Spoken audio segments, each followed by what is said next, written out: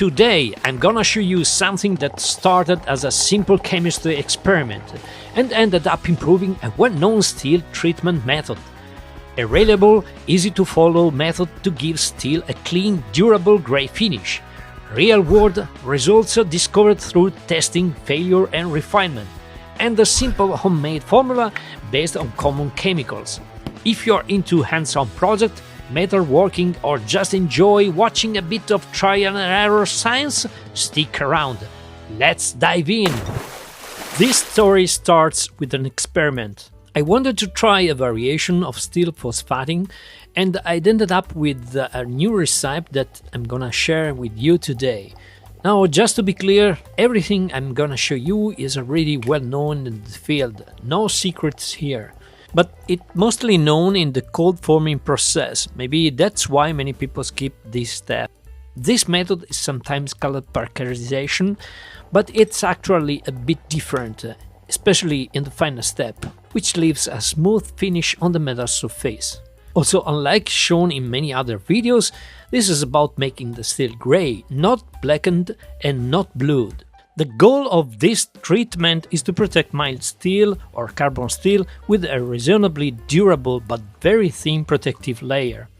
It's particularly suited when the steel part is involved in mechanical movement or fit tightly in a mechanical assembly, and when paint or other coatings just ain't an option. Now, this kind of protection isn't as tough as something like electroplating, but it has a big advantage. It causes almost no dimensional change, which makes it great for precision parts. For example, if I had this product before, I would have treated all these metal parts, and so I would have with these ones. And unlike hot blackening, this process works at low temperature, around 60 degrees Celsius or about 140 degrees Fahrenheit, so there's no risk of distorting the metal. It took me a while and quite a few experiments to fine-tune the final recipe, which is even better for some commercial products, by the way. The original theoretical version had to be tweaked based on real-world practical conditions.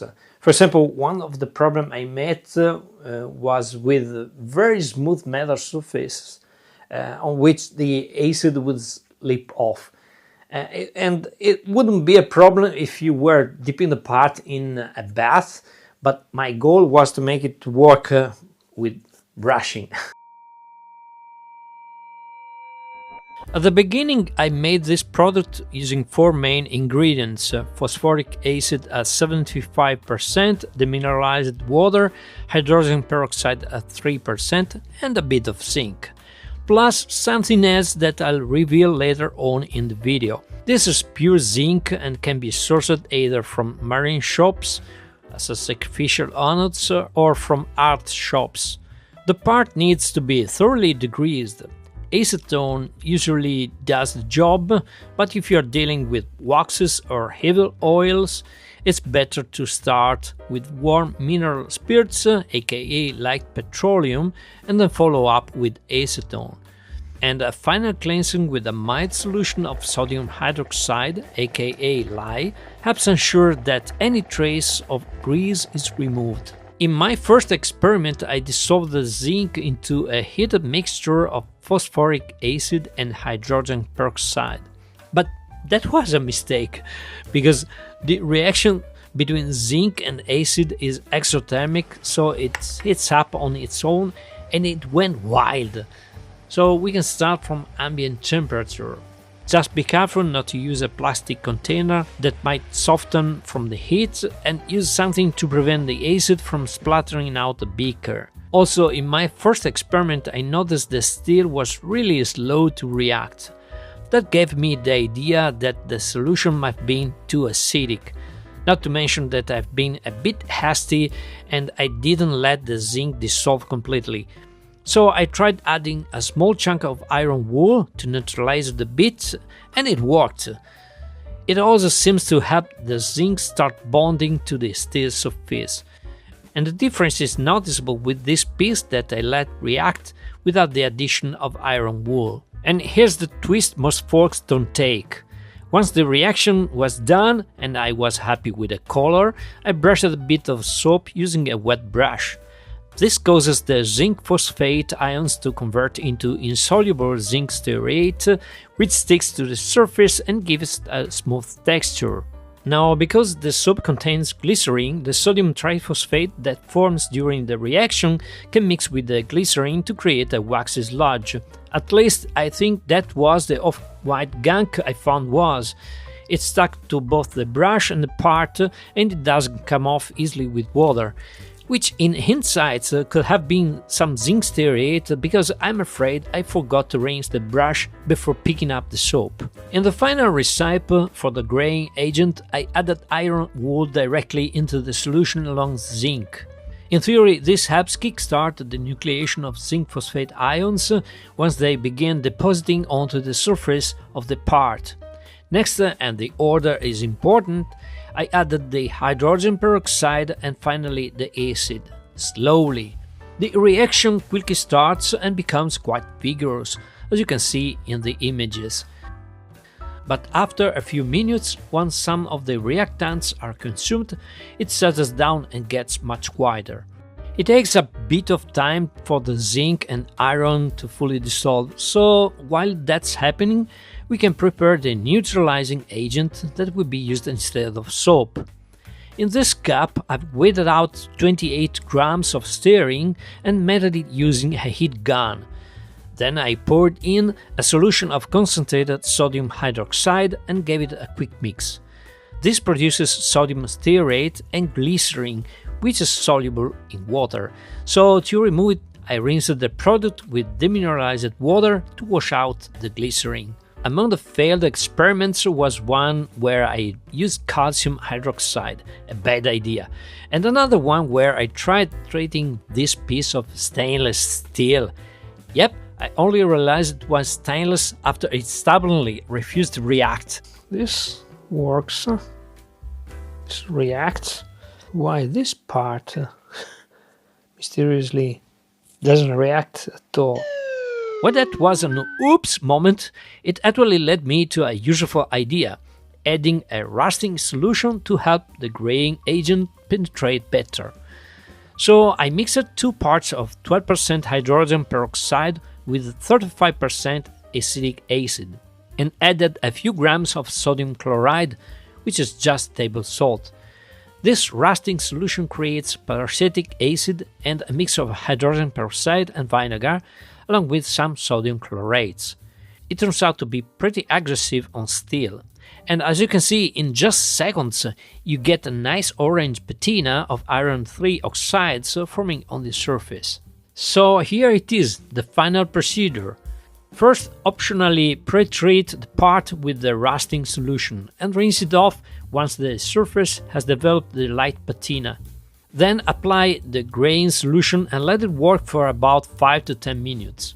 For better results, warm the part up to around 50 to 60 degrees Celsius, that's about 120 to 140 degrees Fahrenheit. Once that's done and you're happy with the color, rinse swilling the part into a bucket with a teaspoon of baking soda per liter of water.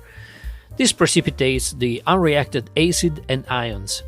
So you can finally apply the sodium stearate, though I've seen that it could be possible to skip the rinsing passage with comparable if not better results. Anyway, finally give it a good rinse into a bucket with water and baking soda. Now at this point I have to pause the video for a moment because I had a thought about the risk of pollution, of water pollution. While we are talking about very small hobbyist level quantities, it's still our responsibility to limit water pollution. This process aims to minimize waste by using brushing instead of a bath, but rinsing bath remains. So here I provide some indications on how to precipitate the content of these baths into a solid that should be easier to dispose of. However, check your local regulations first. I won't take any liability here. To clean up the rinsing bath, it can be added a suspension of 1 or 2 grams of calcium hydroxide, aka slaked lime, into 50 milliliters of water. Stir well and pour into a 1 liter of spent rinsing bath and continue stirring. pH should be around 9 to 10. This converts the residues into insoluble calcium phosphate and a small amount of iron hydroxide and zinc hydroxide. Let it set for 1 night, then pour off the clear water, which in small quantity is generally considered sewage safe. Let it dry the solid at the bottom and dispose it as non-hazardous special waste. The final appearance is pretty nice, it's likely dual grey finish. Here's a test I did by exposing the treated part to salt water alongside a piece of bare, untreated steel as a control. Both were completely degreased before the test. After 24 hours, there's just a small spot of oxidation in one corner of the treated part, where the untreated one shows some heavy rusting and pitting. And here, for fun and test, I applied the rusting solution on the treated part to see what happens, and as you can see, it's really aggressive, even though it creates an even patina of rust, which even looks nice. Steel is a very convenient material for making stuff, and this process may create nice surfaces and protection. As mentioned at the beginning, the basic concept is by far not a novelty, though it is important to remember that this is just an experiment. Further tests may reveal that this treatment could suffer from side effects, for example with lubricants. And it should be kept in mind that zinc stearate might dissolve in aromatic solvents too. Anyway, I hope you found this useful and inspiring. If so, give it a thumbs up. And for now, that's all folks, thanks for watching and see you next time. Bye!